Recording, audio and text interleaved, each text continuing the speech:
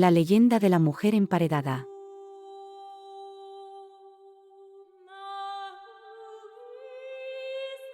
Crimen y misterio, persecución policial y engaños en la noche sevillana. Acompáñenme en la leyenda de la mujer emparedada.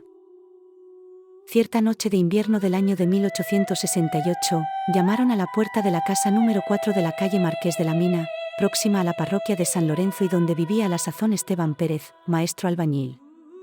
Abrió la puerta el hombre, que ya estaba acostado, rezongando entre dientes de que le llamasen a una hora desusada, y se encontró con un caballero bien portado, cubierto con chistera y envuelto en vistosa capa, que muy cortésmente le dijo: «Maestro, ¿podría usted hacer ahora mismo un pequeño trabajo que es muy urgente?».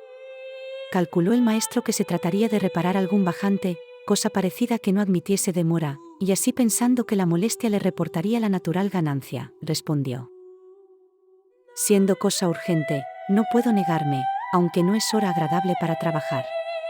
Lo malo es que no vamos a encontrar materiales porque los polveros están cerrados.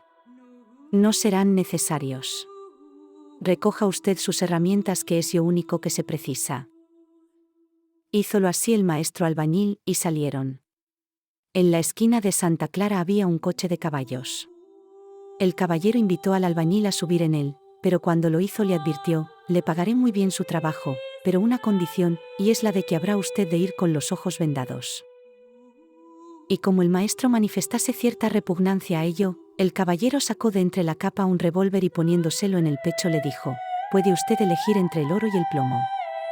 Ante tan poderosos argumentos, el albañil, encomendándose mentalmente a Dios para que le sacase con bien de aquella aventura, se dejó vendar con un pañuelo negro de seda que el caballero le apretó fuertemente para asegurar de que no vería nada.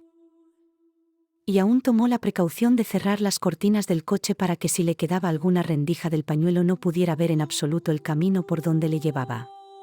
Hecho esto, el caballero subió al pescante y arreó los caballos, que salieron a buen paso arrancando con sus herraduras chispas del empedrado de la calle. Anduvieron durante mucho rato. El albañil trataba de adivinar por las vueltas que daba el coche doblando esquinas, el itinerario, que enseguida perdió el hilo de las calles. Luego debieron tomar alguna carretera, porque el trayecto se hacía en línea recta y por terreno no empedrado. Así estuvieron una hora larga y al cabo volvieron a entrar en lugar pavimentado, porque volvió a sentir la trepitación de las piedras bajo las llantas del coche. Por fin se detuvieron y ayudó a salir al embozado albañil llevándole cogido de un brazo para que pudiera caminar con los ojos vendados. Anduvieron unos pasos y entraron en una casa, porque ahora el suelo era liso, y a Esteban le pareció pavimentado de grandes losas de piedra o de mármol. Descendieron unos escalones, y entraron en un lugar que debía ser un sótano porque olía a humedad. Entonces el caballero le quitó la venda que le cubría los ojos. A la luz de unas velas encendidas, pudo entonces el albañil tratar de observarla a su acompañante.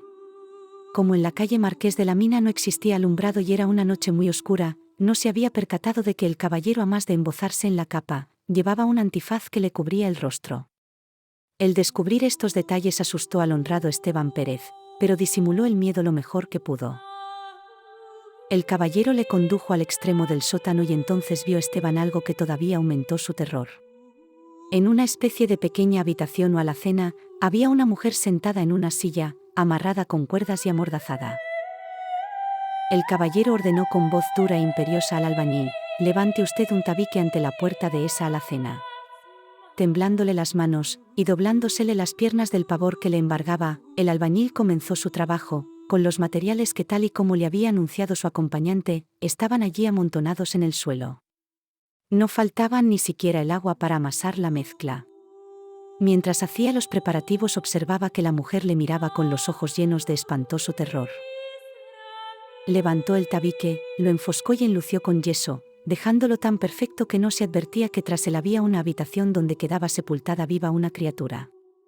Terminada la macabra faena, el caballero advirtió con terrible voz al amedrentado albañil: «Si de esto sabe alguien una palabra, puede usted contarse entre los muertos».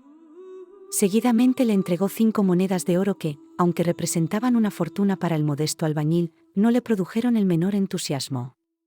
Guardó peluconas en el bolsillo, y se dejó vendar otra vez los ojos sin protestar. Volvió el caballero a cogerle del brazo y le sacó de allí, subiendo los mismos escalones, cruzando el mismo zaguán enlosado, hasta el coche, donde cerró igual que antes las cortinillas, y luego durante una larga hora le condujo por el mismo itinerario de calles carretera y otra vez calles hasta la esquina de Santa Clara, donde detuvo el carruaje, y ayudó a bajar al albañil quitándole el pañuelo de ante los ojos. Al despedirle le enseñó nuevamente el revólver reiterándole la advertencia de que le mataría si algo se atrevía a decir. El albañil entró en su casa alterado y pesaroso de lo que acababa de hacer, y se volvió a acostar en silencio. Su mujer notó que algo raro le había ocurrido, pero él no quiso contestarle y se volvió de espaldas intentando conciliar el sueño.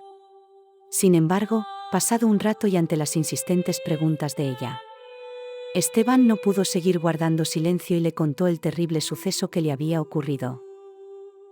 Pues tú no puedes callarte, porque eso significa convertirte en cómplice de un crimen. Lo que tienes que hacer es irte corriendo a dar cuenta al juez de lo que ha pasado. Esteban Pérez comprendió que su mujer tenía razón, y se vistió para salir, y porque no fuera solo y le pudiera ocurrir algo, ella se vistió también. Y salieron juntos para buscar la alcaldía de barrio, donde les informaron dónde vivía el juez de guardia, que era aquel día Pedro Ladrón de Guevara. En presencia del juez, Esteban contó lo sucedido, y el Usía le preguntó vivamente preocupado, ¿qué tamaño tenía la alacena donde usted emparedó a la mujer?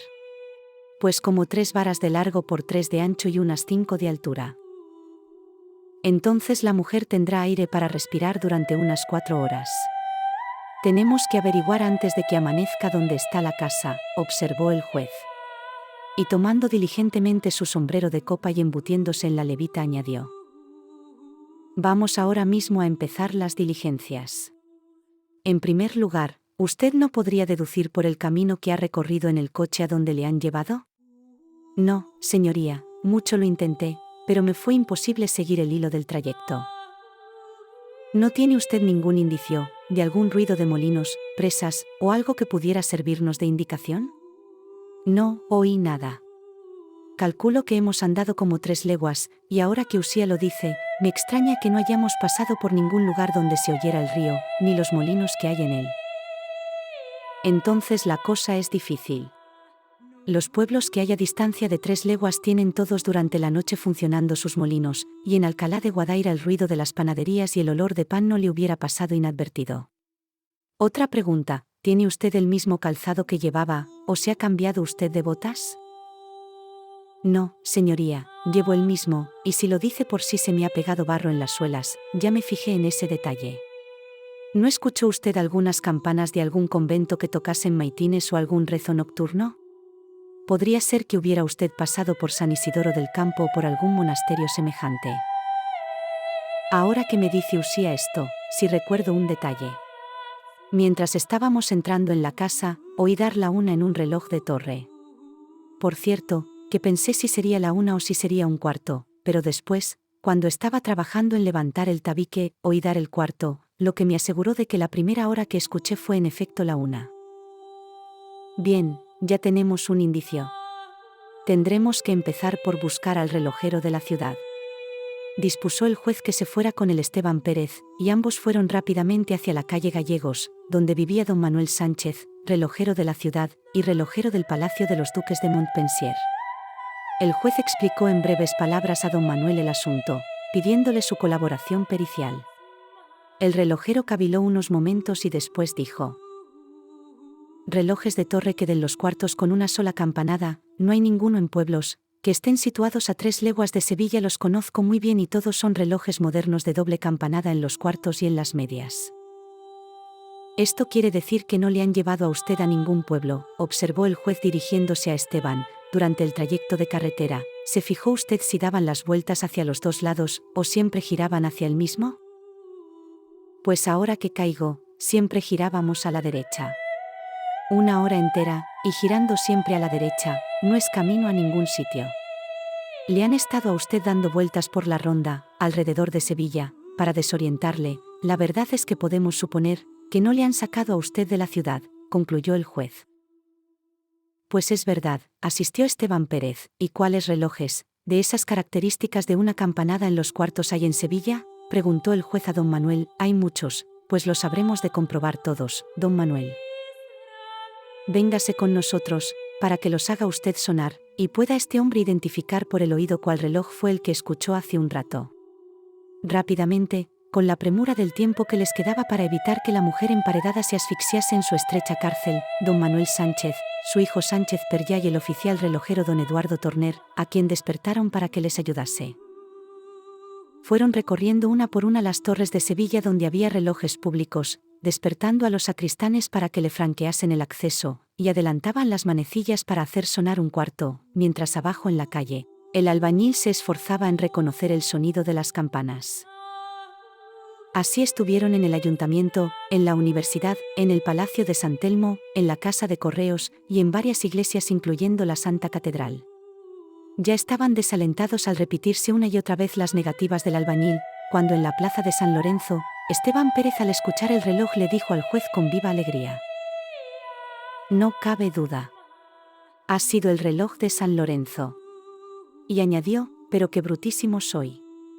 Mira que ser el reloj de mi barrio y no haberlo reconocido entonces. Claro que por lo nervioso que estaba no eché cuenta en ello». Ya estaba la mitad del misterio aclarado. Pero faltaba por aclarar la otra mitad.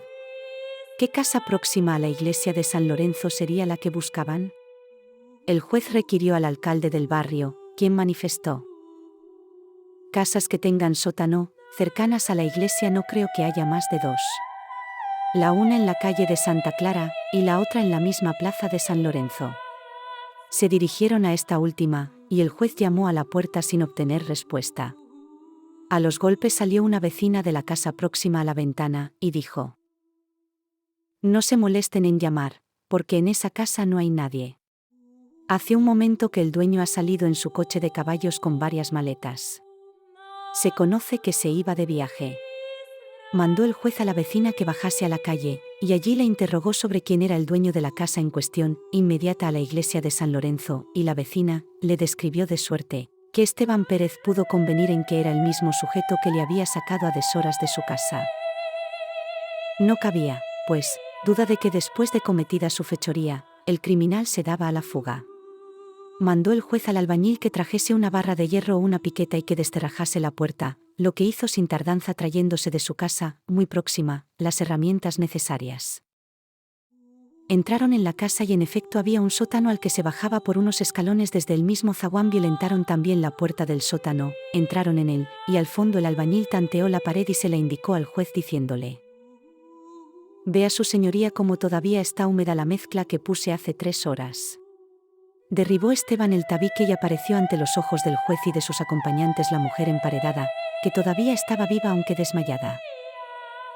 Mandó el juez al alguacil que llamara al boticario de San Lorenzo y que trajera sales para reanimar a la señora, y cuando ésta recobró el conocimiento, contó la historia de lo que le había sucedido.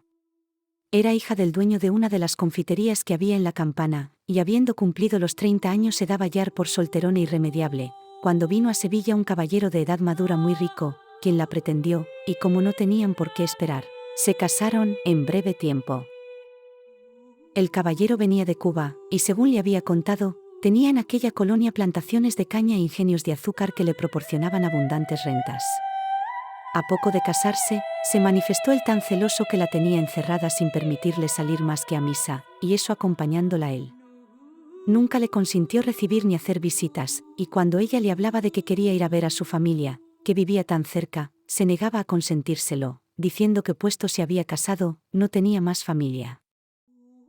El día anterior había regresado de Cuba un primo de ella, militar que durante algunos años estuvo en la guarnición de La Habana y por la tarde había ido a visitar a su prima, la que le recibió no estando el marido. Por la noche, él enfurecido porque su esposa recibió al pariente a pesar de la prohibición, la obligó a escribir una carta comunicando a sus padres que se marchaba a Cuba con su esposo, y después de hacer esto, la hizo bajar al sótano en donde la amarró y amordazó, teniéndola allí hasta que vino el albañil y la emparedó, como ya sabemos. Envió requisitoria el juez a las ciudades de la costa, con el fin de apresar al fugitivo y con tan buena fortuna que le detuvieron en Cádiz cuando ya estaba embarcando en un buque que iba a zarpar con rumbo a La Habana. Conducido a Sevilla, declaró, y ya se pudo saber la verdad de todo. aunque cuando vino de Cuba por primera vez a España, y se afincó en Sevilla dijo que era propietario de plantaciones azucareras, lo cierto es que nunca tuvo tales posesiones, sino que había sido el verdugo de La Habana, y que con las ejecuciones de muchos reos ganó bastante dinero, pues según una antigua costumbre el verdugo cobraba 1 onza de oro por cada ejecución. Para disfrutarlo sin temor a acechanzas ni represalias de las familias de los denunciados por él y al mismo tiempo temeroso de que se descubriera la falsedad de muchas de sus delaciones, se vino a España, y se casó con la hija del confitero, dispuesto a acabar aquí regaladamente sus días.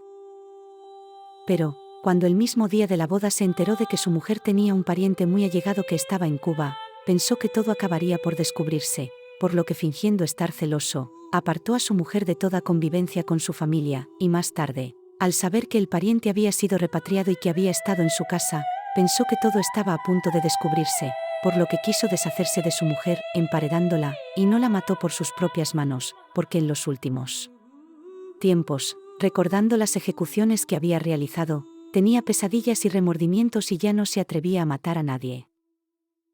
El verdugo de Cuba, por el intento de matar a su mujer emparedándola, y por los crímenes que con sus falsas delaciones había cometido, fue condenado a muerte y ajusticiado en el patíbulo en la azoteilla del Pópulo, donde le dieron garrote vil como él lo había dado en La Habana a tantos infelices. La emparedada de San Lorenzo se volvió a casa de sus padres, y vendió el edificio donde tanto había sufrido, no queriendo vivir más en él. Pasado algún tiempo, este edificio vino a ser jefatura de obras públicas, y ahora sobre su solar, se ha levantado la nueva basílica de nuestro Padre Jesús del Gran Poder.